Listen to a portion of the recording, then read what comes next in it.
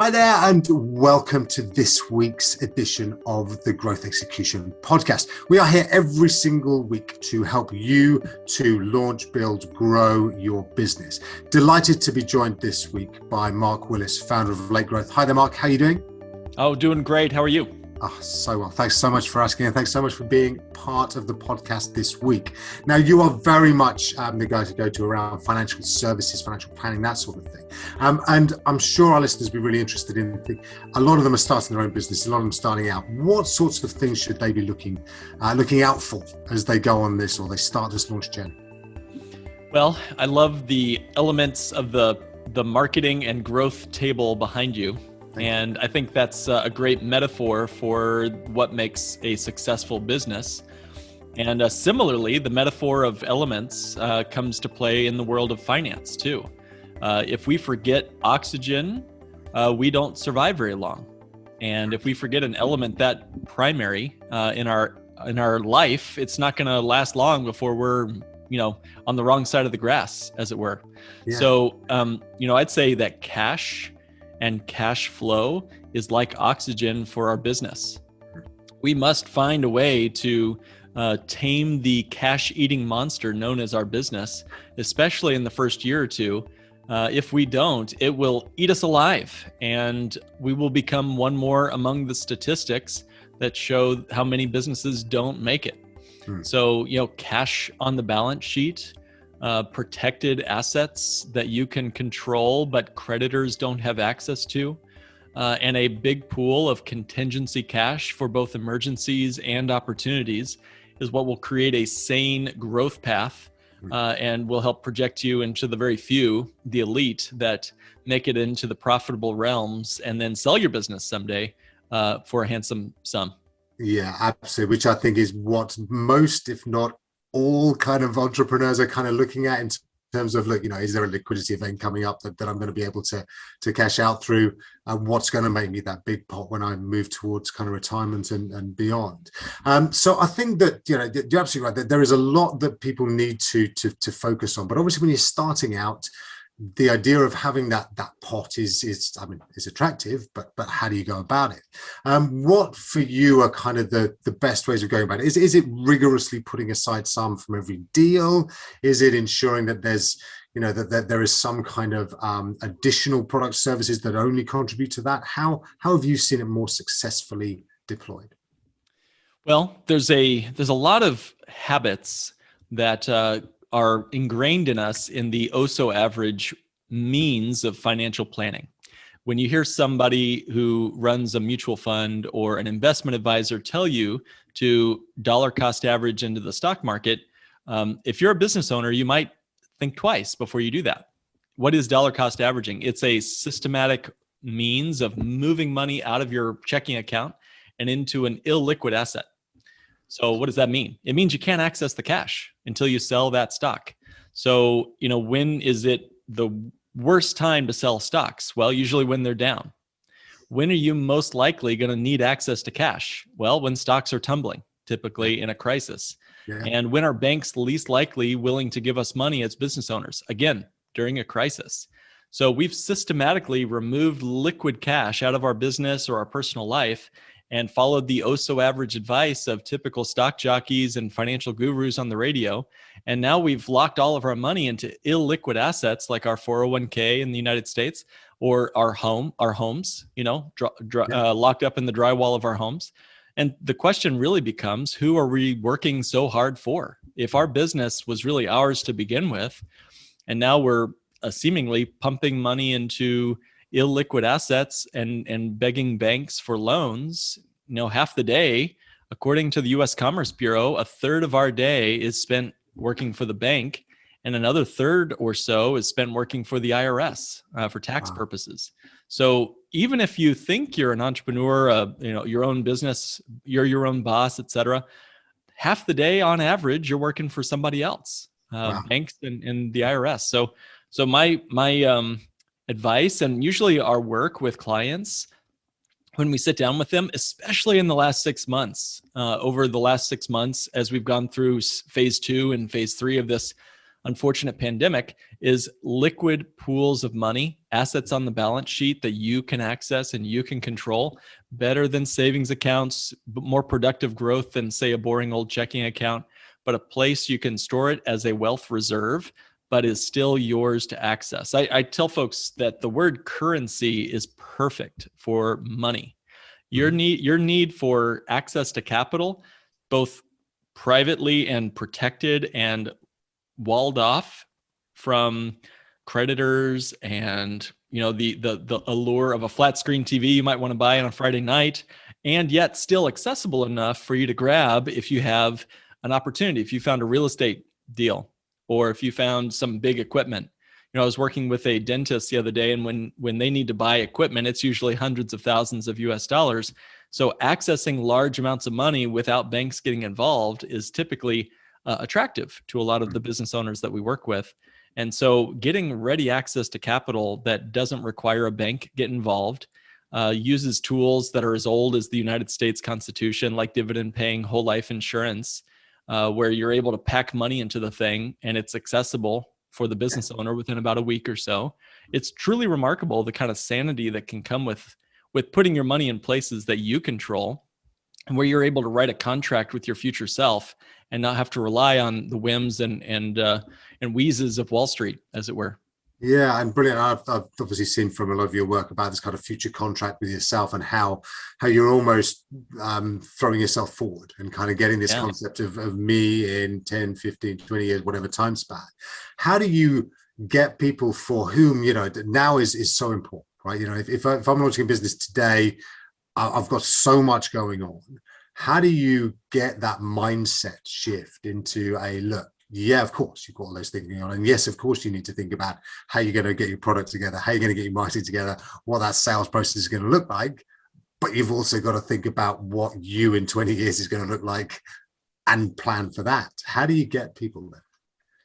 There's two sides of the fence that you can fall off as a business owner. One is to think only about the next week's inventory and the next day's bills due and so forth and so on, those short-term emergencies, the fires that we have to put out to keep the business alive.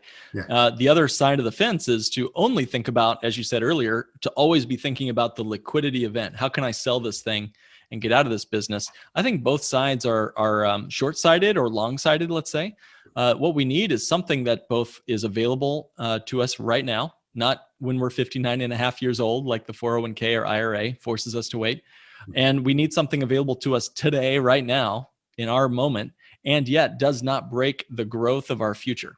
There's a Simpsons episode where Homer is sitting there with Marge and he's drinking mayonnaise and vodka. That's his drink of choice. And Marge is saying, Homer, that's terrible. What about your future self? And Homer looks at her and he says, future Homer, sucks to be that guy.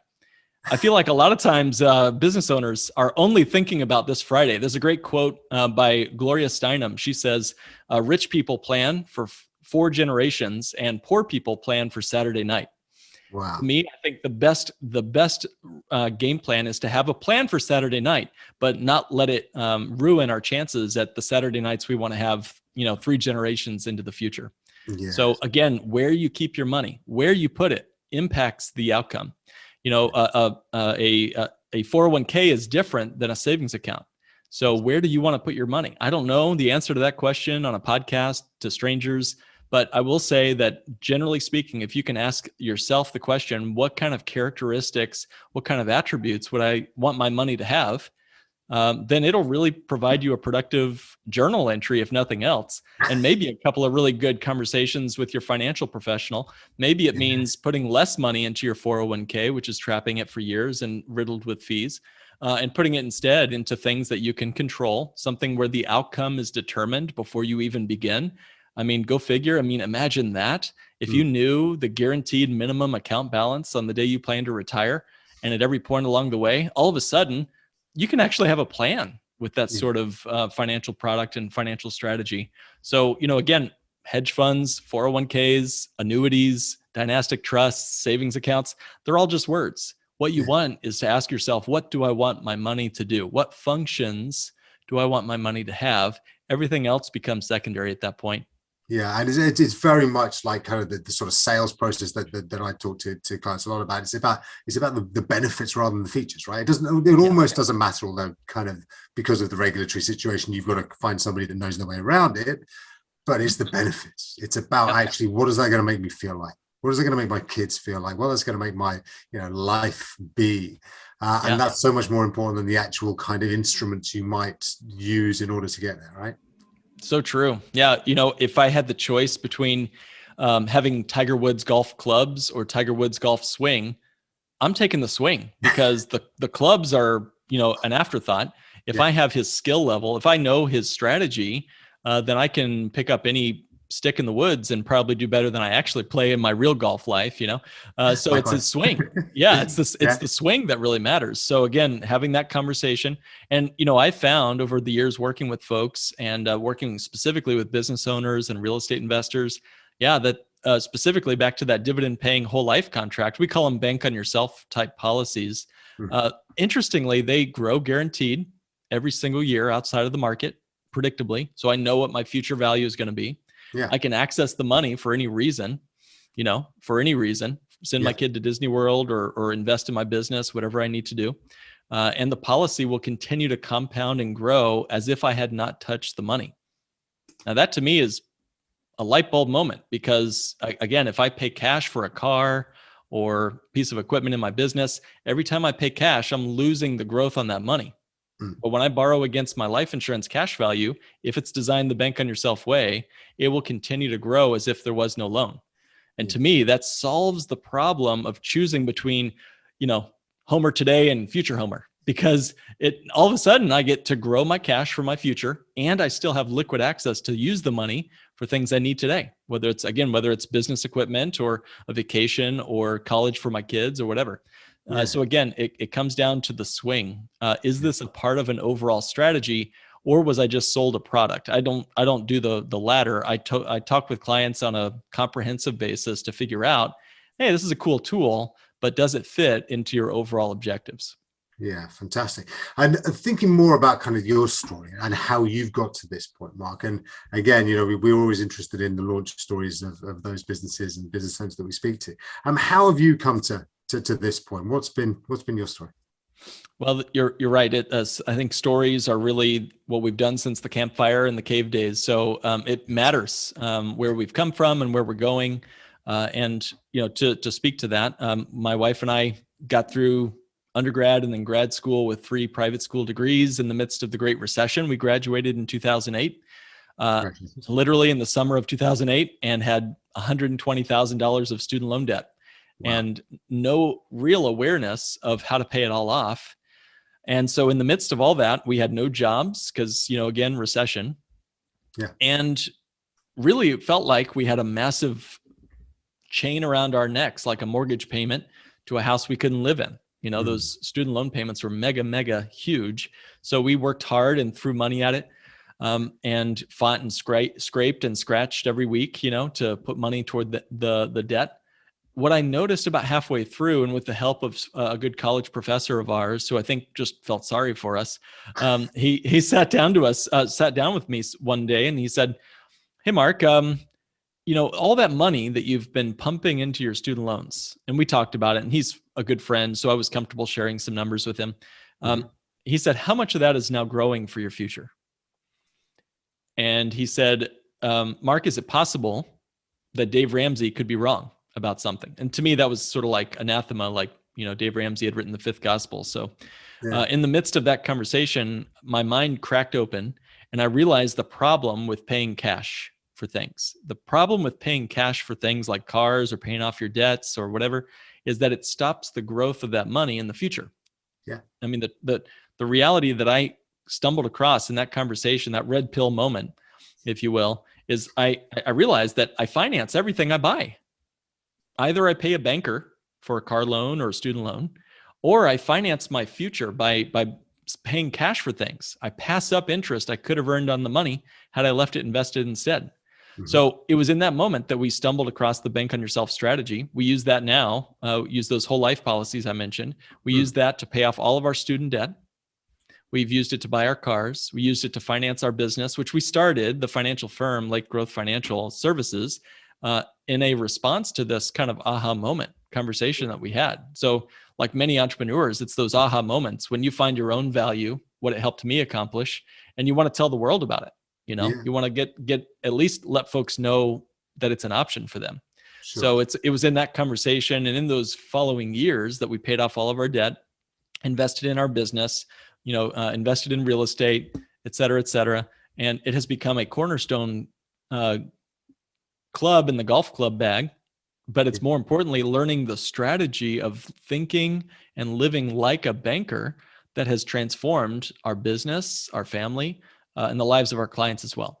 Wow, congratulations. And what would you kind of say, and obviously kind of perhaps aside from the financial side of things, as a kind of pure business owner, and not necessarily about what you do, and how you kind of have built this up, is there one sort of piece of advice that you think really resonates that can help those listening who are starting out? I really have to emphasize the importance of thinking like a banker, because you're already, all of us listening are already in the banking business. You go to the town you live in. I don't know where everyone listening might live, but I would guess that the biggest building in town is owned by a bank. I'm sure you're correct. Yeah, maybe. I don't know. And that has deep roots. There's a book by David Graeber called Debt, the First 5,000 Years. 5,000 years. Yeah. It's a crazy awesome title, and the book is long, but it's good. And what it really teaches me anyway, when I read the book, was, oh my goodness, banks are as fundamental to human civilization. Banking, I should say, not banks necessarily, but banking as a function is as fundamental to human civilization as friendship, as parenting, as you name it, art, community. It's unbelievable how embedded debt and banking is. So my question is, if we're that invested as a human race, if we're that invested into banking, if it's gonna be a part of your life, whether you pay cash for things or finance everything you own, if you're gonna be in the banking system, why not be your own banker? That's my piece of advice to any business owner just getting started. Why would you use somebody else's bank? Don't do what banks are telling you to do with your money, which is what? Savings accounts, IRAs. Don't do what banks are telling you to do with your money. Watch what they're doing and then go do that instead. So that's my piece of advice for the startup. Yeah, wow, really, really interesting.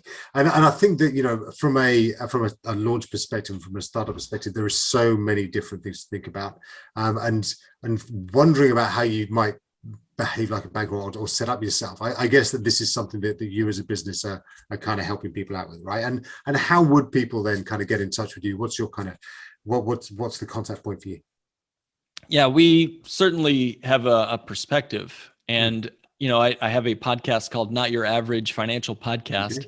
And I guess you could say I'm not your average financial planner, because I'm not telling everyone to rush into their IRAs and 401ks. Not that there's anything instantly or just categorically wrong with any of those golf clubs. They're just clubs. The question is the strategy, and how many people need a 401k versus how many people are actually owners of one. I think too often we're forced into them, or it's just sort of what you're handed when you get the day job, so to speak, without thinking about it. So to answer your question, the best way for folks to get in touch with us, if they'd like to learn more about these unique strategies, is to go to notyouraverageFinancialPodcast.com, or you can go to bit.ly/banking quick BOY. So it's BOY. So it's bit.ly/quick BOY. Quick BOY. That's the best, simplest landing page for folks. If they want to say hello, 15-minute phone call, download some of our special reports, or just subscribe to our podcast, it's bit.ly.com/quick BOY. Nice one. That's great, man. Thanks very much indeed for that. Do you kind of have, and you've mentioned a couple of kind of names, do you have a sort of inspiration, a source of, people that you look up to and think, do you know what, those guys are on the right lines and they're helping me through? Besides you? No, I think it's wonderful, the work you're doing and bringing to light, teasing out the habits and tactics and routines of entrepreneurs. So thank you for your good work. And while I'm on a roll here, everybody make sure you put a 5-star review on the show. I think it's an incredible show. So keep up the good work. Thanks very much, Lee. Yeah, I'd say the one of the key things you guys could check out if you want to learn more about this one strategy. Again, I guess it's become sort of what we're talking about today. It's not all we do at our firm, but you could look up The Bank on Yourself Revolution by Pamela Yellen, New York Times bestselling author. She wrote that book, The Bank on Yourself Revolution. And I've been really enjoying the book, Who Not How by Dan Sullivan. Great book on learning to ask who can do this rather than how can I do this. Great book if you want to not be overwhelmed with the task of taking on a new business. Yeah, I think that's such important advice. And I think that it is one of those things that people get so involved with. At the early point is, I've got to do all this myself. But actually there are solutions out there, and people who are more specialized at doing this and can do it quickly, more effectively, because they know their stuff than perhaps you. And financial planning might be one of those, right? Yep, that's right. Yeah, and maybe even enjoy it more. I can't believe it, but there's somebody out there who loves bookkeeping. That is their passion. They get out of bed ready to reconcile a checking account. Yeah. Not my thing, not my thing, but somebody loves to do it, and we should not keep them from that wonderful gift if that's what they want to do. In fact, it's very selfish. That's right. Who not how? Great. It's been great talking to you. Thanks so much for your time today. Really appreciate it. I'm sure the guys have got a lot out of it, the listeners to the podcast. So thank you once more. We know obviously how to get in touch, and do check him out. Mark Willis is a great idea for everything that you do, and I love very much how you've come across. So thank you once again for your contribution to the Growth Execution podcast. We will be back again next week. Delighted to be sharing more and more growth tips with you out there, and thanks so much once more for listening, and we look forward to catching up with you again next week. Thanks again, and thanks once more, Mark Willis, for your time today. All the best. Take care.